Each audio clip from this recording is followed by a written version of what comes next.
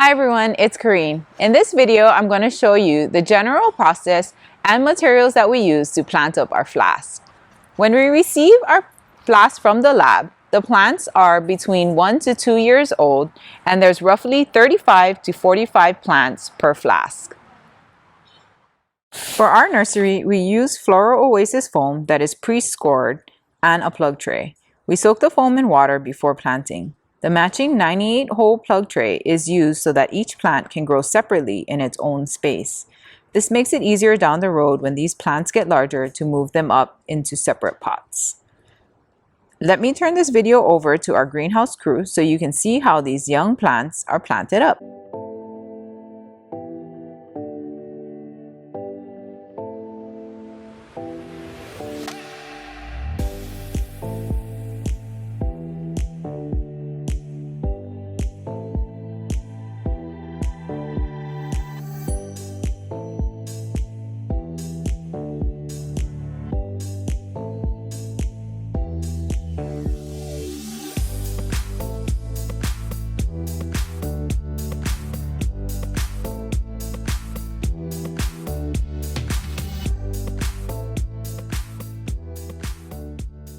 This is our greenhouse where we hold and monitor these young plants. At this stage, they are very sensitive to light and temperature. They do better with more shade as their leaves are still tender and susceptible to sunburn.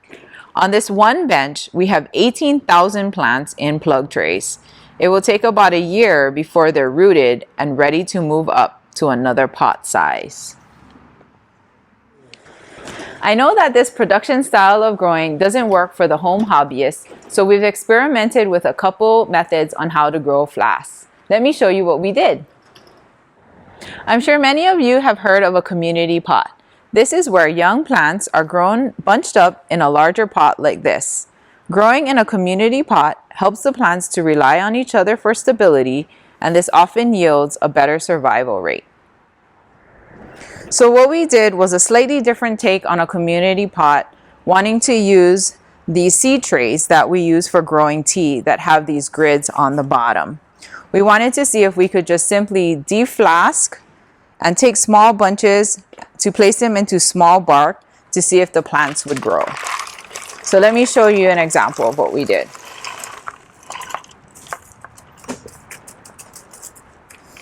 We filled up the tray with about 2 inches of bark and placed a flask worth of plants loosely bunched up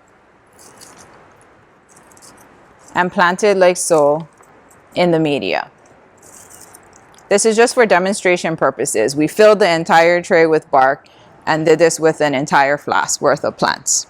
So the key here for us is the bottom of this tray. We figured that the highly gridded bottom would give good drainage with no plants sitting in water. This tray, shown here, was grown with the rest of our plug trays and we watered it 2 times a week.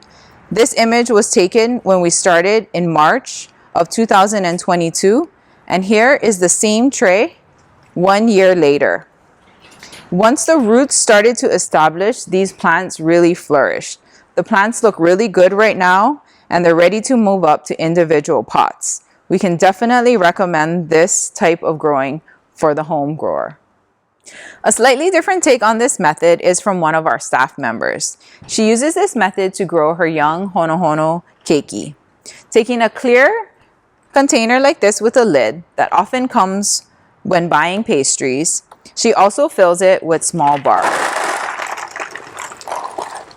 You will notice though that this container has no holes on the bottom. This will become more like a terrarium. You'll proceed in the same way by putting the young plants loosely in the media and filling it up.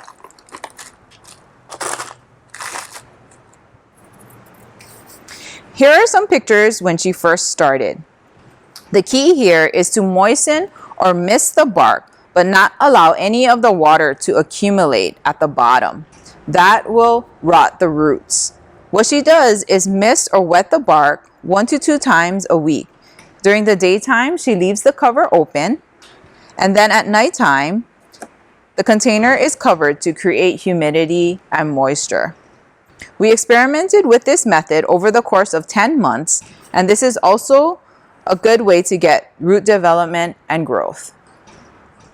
In doing these experiments, our goal was to find a space-saving method as well as to use materials like bark that would be readily available. I hope this video has given you ideas on how you can reuse trays or containers you already have to grow these young orchids yourself. Thanks for watching. I'll see you next time.